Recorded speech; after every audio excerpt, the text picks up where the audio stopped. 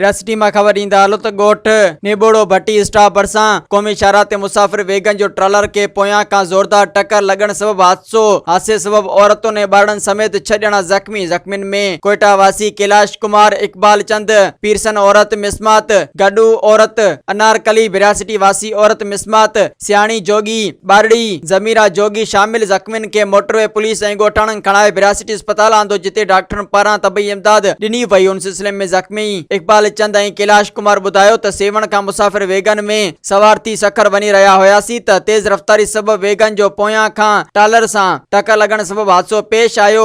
ॿिए तरफ़ डॉक्टर मौजूद मुसाफ़िरनि जी हालत खतरे खां ॿाहिरि आहे। तबई इमदाद ॾेई मुसाफ़िरनि खे मंज़िल तरफ़ रवानो करे छॾियो आहे। राब्ते ते विरासती पुलिस ॿुधायो त मुसाफ़िर वेगन जो तेज़ रफ़्तारी सबब हादसो पेश आयो आहे। वेगन ड्राइवर हादसे बाद मौके तां फरार थी वियो आहे। ट्रॉलर ऐं वेगन के तहवील में वठी छॾियो आहे। ज़ख्मियुनि में कोयटा वासी दीवान फैमिली ऐं विरासती वासी जोगी बिरादरी जूं औरतूं शामिल हुयूं। मज़ीद ख़बरनि ऐं तफ़सीलात लाइ विज़िट कयो असांजी वेबसाइट www.awamiNewsHD.com ऐं ॾिसंदा रहो अवामी न्यूज़ HD।